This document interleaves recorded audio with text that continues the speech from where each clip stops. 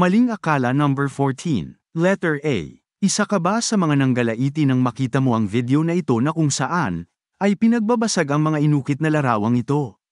Isa ka ba sa mga naniwala na ang mga imahe ay sagrado at hindi pwedeng basagin? Ayon sa Catholic Defender na ito, ay sagrado raw ang mga imahe at hindi dapat ginagawa ang mga pagbabasag sa mga inukit na larawan. And mayroon na namang sinasaniban ng kawalang muwang sa mga talata sa Biblia, kaya nagbabasag na naman ang mga imahen sa simbahan. Hanggang wala silang mga respeto sa kanilang mga ginagawa.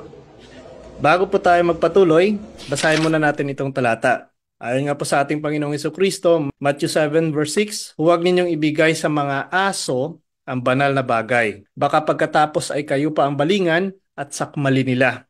May mga aso talaga, mga anti-katoliko ang hindi nakakaunawan pag sinabing banal na bagay. Hindi nila ma-differentiate po ang pinagkaiba ng banal na bagay at ng Diyos-Diyosan. Well, kahit anong paliwanag mo sa mga ito, ngunit dahil sa wala silang pag-unawa, ay malabo talagang makapag-isip ng tama. Ang sacred o sagradong bagay na tinutukoy ni Kristo sa Matthew 7 verse 6 ay pumapatungkol sa mga aral, katotohanan, at karunungan na nagmumula sa Diyos at hindi ito pumapatungkol sa mga inukit na larawan. Isa sa mga halimbawa na precious na bagay o banal na bagay ay tulad na lamang ng gospel o magandang balita na kung saan, si Kristo ay nagbabala sa kanyang mga alagad, na huwag itong ibibigay sa mga aso at mga baboy na kumakatawan sa mga taong tutuya at lalapastanganin ang ebanghelyo kapag ito ay iniharap sa kanila. Sila ang mga taong walang ibang layunin kundi yurakan ang ebanghelyo at pagkatapos, sila ay bumabalik sa kanilang mga masamang gawain. Ang paulit-ulit na pagbabahagi ng ebanghelyo sa isang taong patuloy na nanunuya at nanunuya kay Kristo, ay tulad ng paghahagis ng mga perlas sa harap ng mga baboy.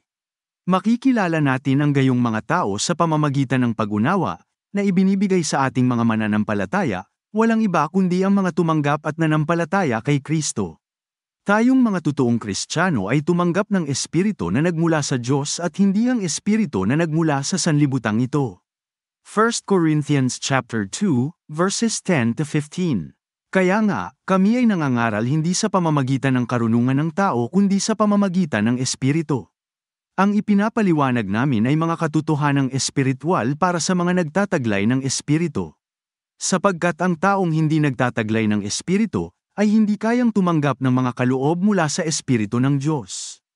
Para sa kanila, kahangalan ng mga iyon at di nila nauunawaan, sapagkat ang mga bagay na espiritual ay mauunawaan lamang sa paraang espiritual. Nauunawaan ng taong nagtataglay ng Espiritu ang kahalagahan ng lahat ng bagay, ngunit hindi siya nauunawaan ng taong hindi nagtataglay ng Espiritu. Muli ito ang Mahafir TV na nagsasabi, tayo ay naligtas sa pamamagitan ng pananampalataya at hindi sa ating mga gawa.